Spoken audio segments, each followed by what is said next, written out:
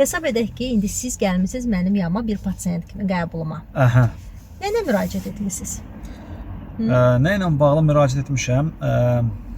İsrafçılıqla bağlı və tez-tez özümü hər şeydə günahkar hiss etməklə bağlı. Yəqin ki, bu hisslər mənə həyatımda çox zərər veribdi. İndi başa düşürəm ki, bundan qurtulmaq lazımdır. Çünki bu bir dəstixət kimi mənim həyatı boyu ən aşağısı ciddi şəkildə mane eləyir və maddi zərər verir mənə. Niyə məhz indi bunu başa düşdünüz? Nəsə baş vermişdi? Son illərdə düşünürdüm ki, bu problemdən qurtulmuşam. Bu xüsusiyyətimdən də belə deyək. Amma görürəm ki, təkrar eyni səhv edirəm. Axırıncı dəfə bir dostum, münasibətim olan dost, yaxın belə insan, borc istədi, verdim.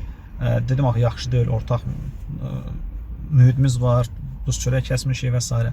Sonra bir də borc istədi, bir də verdim. Üçüncü dəfə istəyəndə özümü culovladım, dedim ki, yox, bu da olmaz da, yəni aşırı dərəcədə.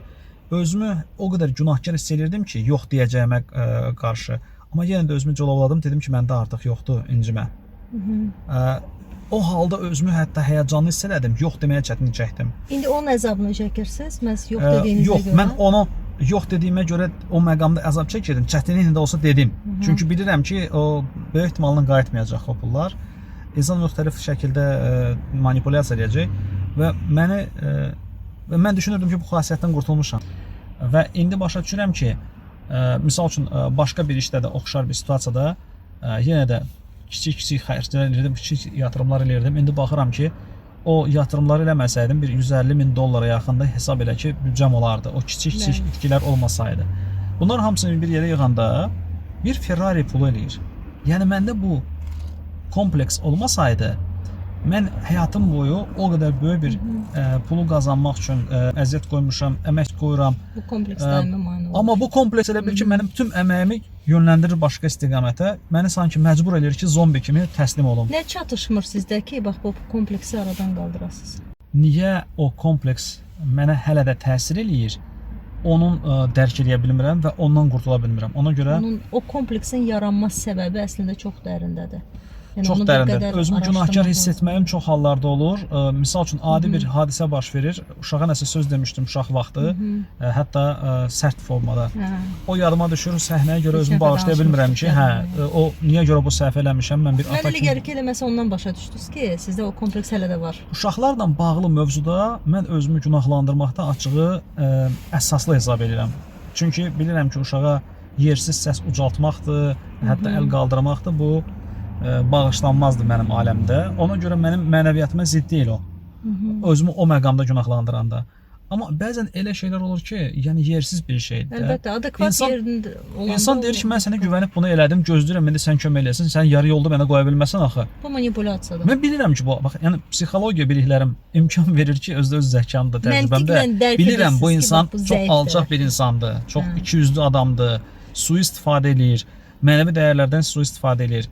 Mən də ehtiyat edirəm ki, 5-6 nəfər o ümumi tanışlarımızın yanında sonra deyəcək ki, mən xahiş elədim, çətin gündə mənim yanımda olmadı. Bu fikirlər məni elə bir ki, təslim edir.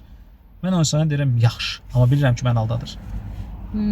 Bax, bu məntiqlə dərk etməyiniz yaxşıdır. Əslində, bu mövzu bir çoxunu maraqlandırır. Çünki bir çox insanlar yox deməyə bacarmırlar və əziyyət çəkirlər. Amma çoxu başa düşmür ki, bu nə ilə əlaqəlidir. Bəzən ödür ki, elə də olmalıdır, bu normaldır. Şəxsi həyatda da uzun illər boyu mənə çox əzab veribdir. Sizlə tanış olmayınca məni günahlandıran insanlar çox idi. Sizdə bu xüsusiyyət yoxdur deyən. Yükü, məsuliyyəti siz öz boyunuza götürürsünüz çox vaxtı. Ona görə sizlə münasibətdə mən bunu hiss eləmirəm. Bu da 1001-ci səbəb.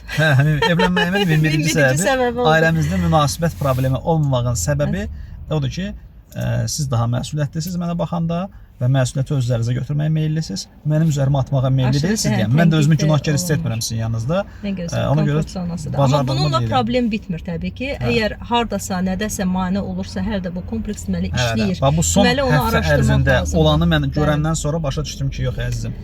Mən bilirəm problemi, hələ də bu problem mənə mane olur. Öz zarafat diyorum, mən 49 yaşım olur. Nə gözləyirsiniz o zaman? Mən sizə təklif edirəm. Sonra gələn 50 yaşım olur, mən hələ də bundan əziyyət çəkirəm. Olmaz, qəti şəkildə. Təklif edirəm sizə doktor.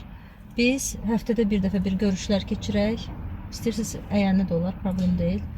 Yəni bunun dərindən psixoanalizini aparmaq lazımdır.